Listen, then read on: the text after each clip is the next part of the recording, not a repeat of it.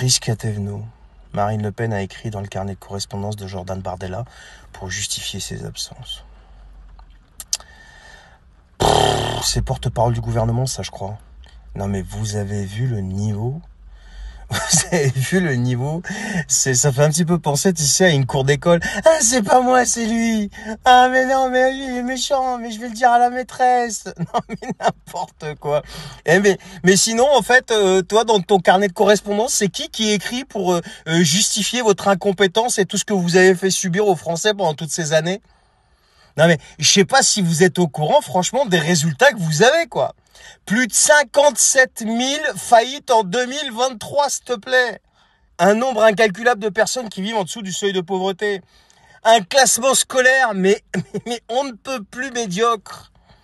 On est en chute libre dans le classement PISA. Les hôpitaux, les médecins, tout le système de santé. Mais purée, mais vous osez ramener votre fraise encore. Et encore, si vous étiez là à nous expliquer, essayer de nous convaincre, pourquoi vous avez dû prendre de telles décisions, on pourrait éventuellement écouter. Mais lire des choses pareilles, non mais sérieux quoi. Non mais vivement qu'ils disparaissent du champ politique ces gens-là, je te jure. Par rapport à ce qui s'est passé à Incarville, les amis, déjà toutes mes condoléances aux familles. À chaque fois, c'est la même chose. C'est l'éternel recommencement. C'est une tuerie abominable. Et quand je vois certaines déclarations, bon, je parle même pas des déclarations de la gauche qui, eux, on sait ce qu'ils sont, on sait ce qu'elles valent. Je vois les déclarations de Dupond-Moretti, Gabriel Attal, Emmanuel Macron. Macron, il dit « nous serons intraitables ». Attal, je sais plus ce qu'il dit, mais c'est quelque chose dans ce genre-là. Intraitable de quoi, en fait? Dupond-Moretti qui, pareil, des larmes de crocodile. Mais vous serez intraitable de quoi, en fait? Ça fait combien d'années que ça dure, ces histoires-là? Qui est au pouvoir depuis 2017? Qui prend les décisions dans ce pays? Et me parlez pas de démocratie, de parlement ou je sais pas quoi. Vous prenez vos décisions quasiment toutes les unes après les autres à coup de 49-3. Donc à partir du moment que c'est vous qui prenez les décisions, c'est vous qui êtes responsable. Et le problème, intraitable, pas intraitable, je sais pas quoi, tout ça c'est des effets d'annonce. Tout ça, tout le monde le sait, que même si vous les chopez les mecs, ils vont prendre quoi? Et ils sortiront au bout de combien de temps? Et là, dès que les autres partis vont en parler, vont dénoncer votre inaction, vont dénoncer votre laxisme et tout ce qui va avec, eh bien, vous allez hurler à la mort, hurler à la récupération. Et il s'avérera à ce moment-là, comme d'habitude, que c'est vous qui faites de la fausse récupération. Vous faites de la récupération, en fait. Et au final, rien ne change et c'est toujours les mêmes qui tombent. Et ce sera un éternel recommencement, comme d'habitude. Depuis l'affaire Lola, même avant, regardez où est-ce qu'on en est. Les mecs, ils vont se trouver un bon baveux, il va les faire passer pour fous ou je sais pas quoi, et puis on va recommencer, c'est ça en fait. Parce qu'en France, on juge pas les fous. Jusqu'à la prochaine. Et encore la prochaine, sauf que là, il y a 2 papas qui sont morts. D'accord? Il y a encore 2 papas qui sont morts là.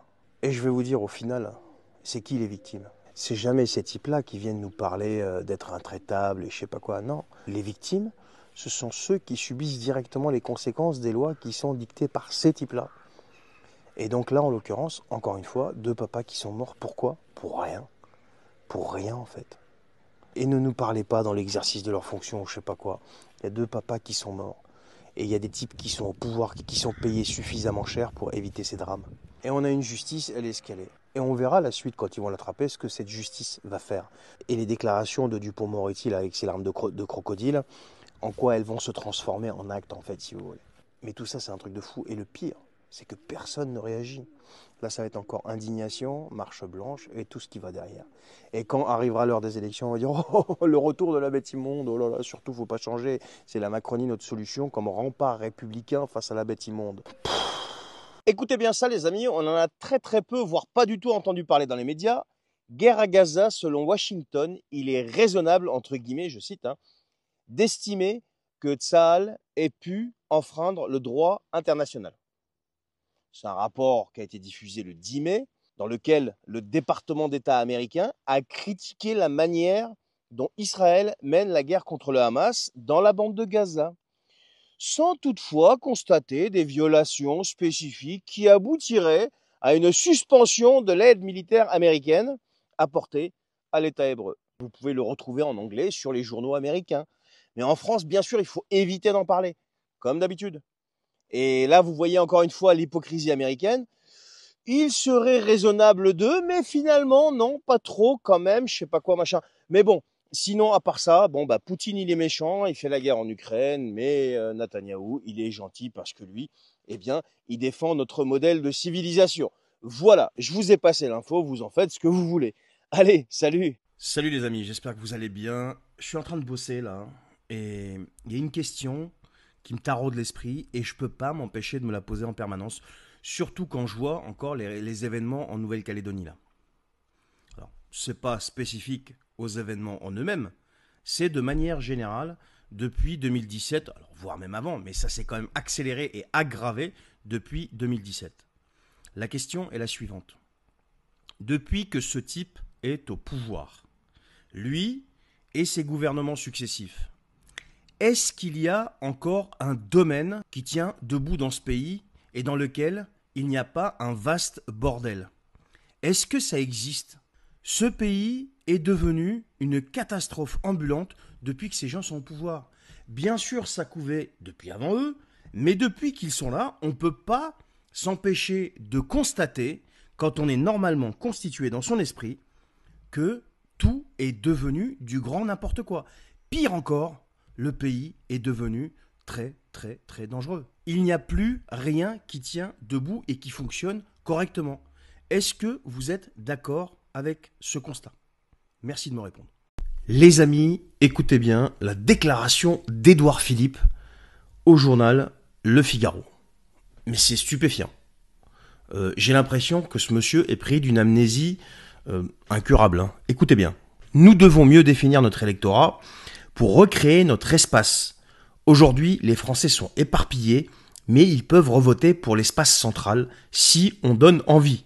Les positions ne sont pas figées car les partis politiques ne sont plus structurants. Qui est Édouard Philippe? Édouard Philippe, c'est celui aussi qui avait craché sur Macron à l'époque quand il était avec Juppé. C'est aussi un ancien Premier ministre de Macron. Édouard Philippe, c'est aussi les Gilets jaunes, qui est responsable des mutilations des Gilets jaunes, des répressions sanglantes, etc., etc., on connaît tous. Et bien sûr, Édouard Philippe, c'est aussi une grande partie de la période Coco. Des mesures de dingue. C'est ça, Édouard Philippe. Donc c'est pour ça que je dis, ce mec, il est pris d'une amnésie chronique ou incurable ou je sais pas quoi. Parce que pour venir encore faire croire aux Français qu'ils sont éparpillés et qu'ils peuvent revoter si on leur donne envie, mais le mec, soit il est complètement malade, soit alors il est pris d'un culot, mais alors extraordinaire. Édouard Philippe, c'est aussi quand même En Marche. Ces types-là, qui ont géré ce pays, qui continuent de le gérer, qui s'appelle Renaissance, Renew en Europe, qui ont tout fait, mais tout fait, pour dégoûter les Français de la politique. Et pour mettre un parti politique en place qui était leur premier allié, qui s'appelle l'abstention. Et aujourd'hui, le mec, il arrive comme un cheveu sur la soupe, comme si rien ne s'était passé.